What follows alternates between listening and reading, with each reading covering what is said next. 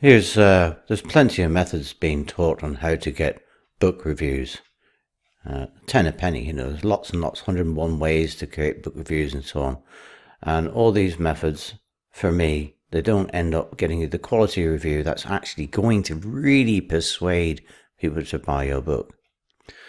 One such way is search for book reviewers. It's one of them. I'll just touch on one of the methods here. And I've seen this method. The idea is that you go onto Amazon, and by some sort of way of searching, you find the top reviewers that review books, ideally in the subject area that your book is in, and you approach them, write a nice little kind message, and say, oh, please, can you have a look at my book, and leave a review in Amazon. And so you end up getting like a top reviewer on Amazon, and hopefully if you approach enough people, you're going to get plenty of reviews there.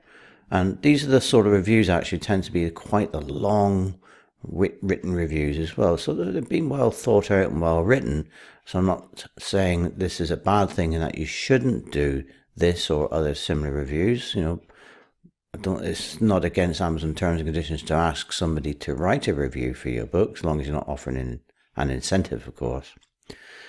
But there's, searching for reviews, asking someone for a review, it's not going to, in my view, like all the other methods out there, going to give you a quality review that's going to persuade people into buying your book.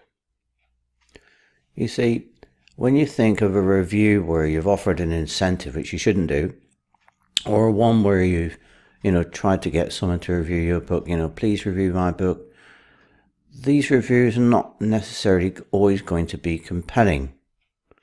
Because think of it this way, quite often, if someone's writing a review because they're doing it because they've been asked to, or they want to do it because of some incentive or whatever like that, they quite often don't read the entire book. And even if they do it, quite often isn't something that they really are interested in. And how can you review something you've not read? It's a bit like trying to convince someone to go and see a movie and tell them how great it is when you've not actually watched it, Whereas, how much more convincing is it when you've watched the movie and you really loved it, and then you go and tell your friends, the tone of your voice of what you're saying about the film, it's more likely to convince them to watch the film.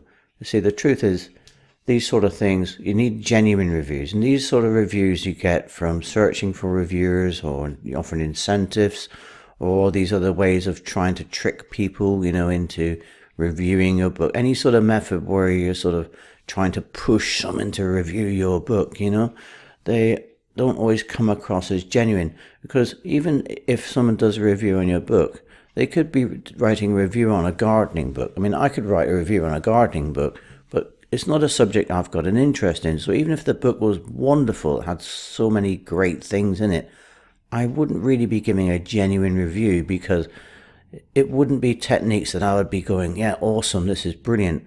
A much better person to review the book would be a gardener and someone who really did think your book was brilliant, and then they wrote a review.